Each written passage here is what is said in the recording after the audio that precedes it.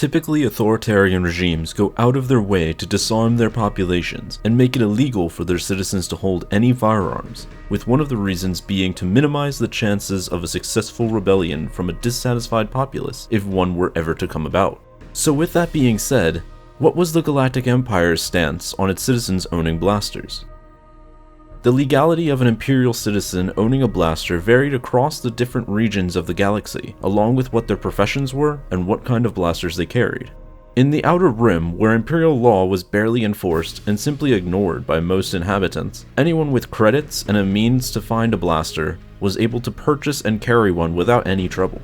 Though in some establishments in the Outer Rim, like cantinas and marketplaces, firing blasters was against the rules within the private property by either the owner or by local Imperial enforcement.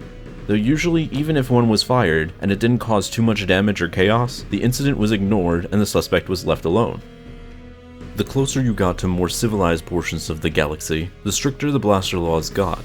Within the inner and core regions of the galaxy, Imperial laws on blasters were far stricter and more enforced. Possession of military-grade blasters were illegal, including rapid-firing blasters, blasters that could lethally penetrate stormtrooper armor, and those modified with elements that gave them the ability to cause massive destruction towards property and armored vehicles. Within these same inner regions, local planetary governments under the Empire tended to have stricter regulations concerning blasters. On planets that preach pacifism, it was known they made it illegal for their citizens to own any blasters within their sector. Also, on the Imperial capital of Coruscant, at least on its upper levels, it was technically against the law to carry any blaster, especially within highly restricted areas like the Senate District. Despite this law, almost everyone on the upper levels carried a small concealed holdout blaster on them, even the senators and elite who the law was meant to protect. Now it was illegal for regular citizens to possess military-grade weaponry within the Empire, but there were ways for them to get licenses to carry such weapons.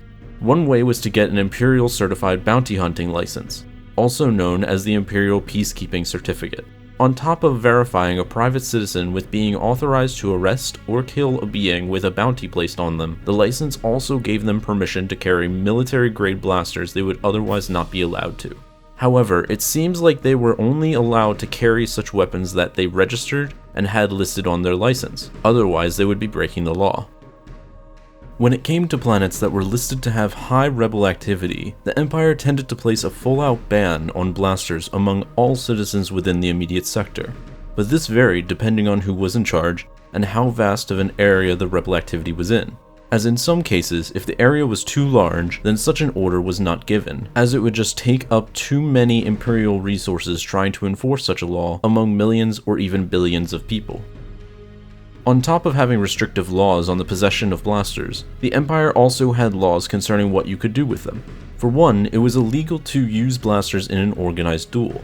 On some historically wealthy planets, there were traditions for individuals among competing houses or families to settle their conflicts by orchestrating a duel between two members. Blasters were usually used in such duels, but the Empire made it illegal to do so, citing it caused unnecessary bloodshed and conflict.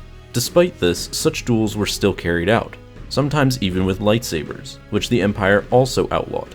Even though on paper this was illegal to do, the Imperials often turned a blind eye to such activities, especially when it was done by members of rich or influential families, and sometimes even the Imperials joined in if they were from these planets and it was their family or house's honor put on the line.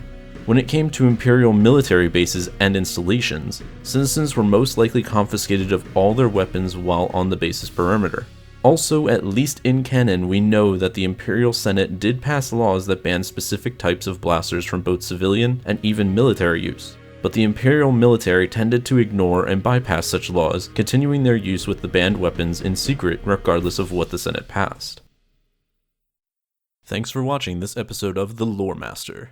Be sure to subscribe for more Star Wars lore videos like these in the future, and may the Force be with you.